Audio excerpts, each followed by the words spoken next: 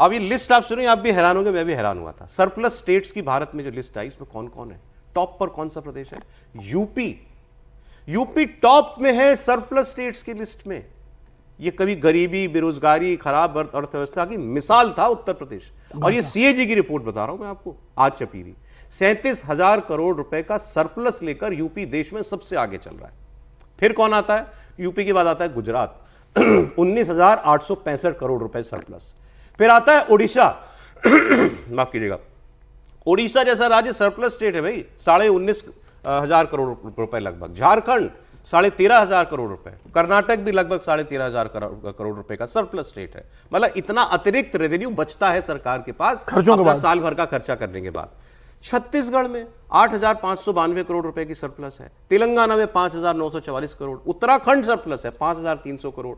Madhya Pradesh surplus है। इसमें मुझे हैरानी है, मध्य प्रदेश सरप्लस है अगर तो, क्योंकि हमने तो सुना था बहुत कर्जे में डूबा हुआ है। कर्जे सरकारों के अलग हैं, वो एक अलग मामला है कि सरकारों पे कर्ज कितना है। ये तो केवल रिसीप्ट और खर्ची उसका हिसाब है। एमपी सरप्लस है, गोवा सरप्लस स्टेट है, उत्तर नॉर्थ ईस्ट के कई स्टेट्स हैं।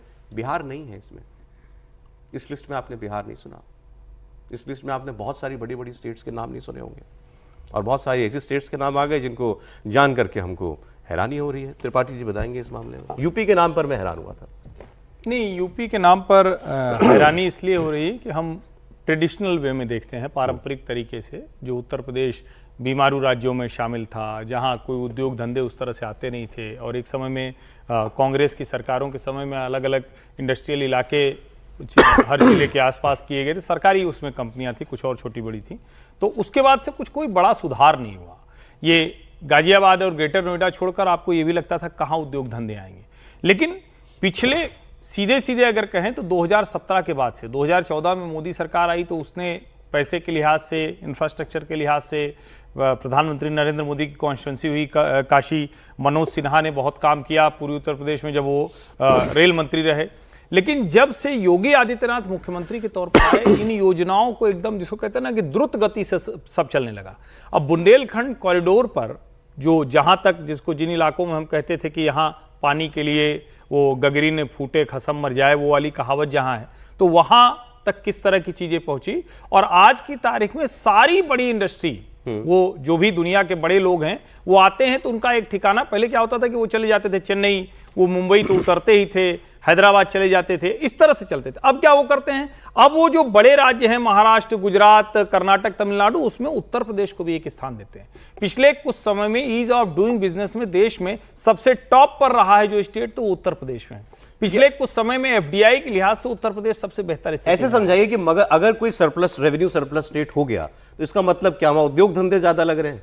इसका मतलब कि उसकी कमाई ज्यादा हो। कैसे हो रही है वो कमाई? दो ही तरह से हो सकती है, या तो अचानक सरकार को रेवेन्यू कलेक्शन बहुत बढ़ जाए, तो रेवेन्यू कलेक्शन में तो गतिविधि बढ़ेगी, या अलग अलग तरह से लोग आकर फैक्ट्री लगाएंगे। तो दोनों ही तरीकों का मतलब हुआ कि आपकी जो प्रॉस्पेरिटी है वो बढ़ रही है, यानी आपके यहाँ काम धंधे भी लगेंगे, उत्पादन भी हो रहा है, लोग खरीद भी रहे हैं, जिनको सैलरी मिल रही है वो जिस तरह से कर रहे हैं, तो ओवरऑल रेवेन्यू कलेक्शन का मसला है। लेकिन इसमें मैं पढ़ रहा था, और आपने कहा कि कर्नाटक भी है इसमें, एक लाइन सिर्फ पढ़ता हूं। Karnataka experienced a significant revenue surplus in 2023, but by August 2025 the states economy, जो आगे कहानी अभी भी है लेकिन डिटेरियोरेशन अभी है। हाँ, वो क्यों है?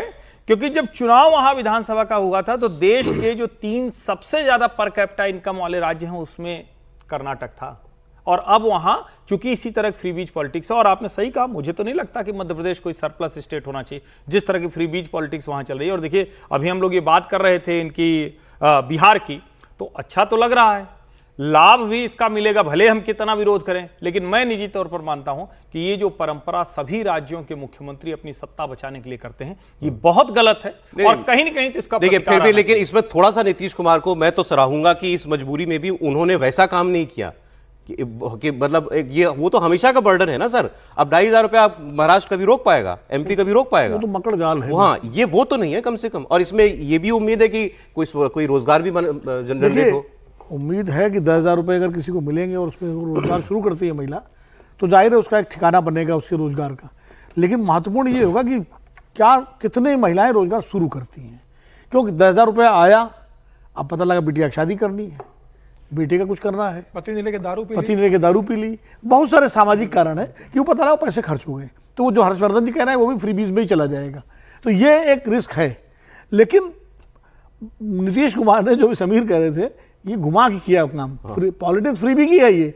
इसके पहले उन्होंने जो तमाम योजनाएं जो अनाउंस की उसमें भी पैसा जो दे रहे थे, अभी देख रहा था स्क्रीन पर 37 योजना लॉन्च ये की उन्होंने अभी तक। समस्या ये है कि दरअसल एक चीज और भी है, ये सरप्लस और कर्ज राज्य पर, इसका भी एक संतुलन होना चाहिए। सरप्लस साथ साथ कर्ज तो सब पे है सर, और बढ़ रहा है। नहीं, 9 लाख करोड़ कर्ज तो उत्तर प्रदेश पे है, हाँ बिल्कुल है, अपना मध्य प्रदेश पे है, हर राज्य पे है। कर्नाटक मतलब कौन सा राज्य, पंजाब पे तो इतना कर्ज है, पंजाब तो सबसे बुरा बुरा हाल है। तो अब ये इस मकड़ जाल से आप कैसे निकलेंगे, ये नहीं समझ में आ रहा है। और मुझे लगता है कि फ्रीबी की पॉलिटिक्स, फ्रीबी और एम्पावरमेंट दोनों अलग अलग चीजें हैं।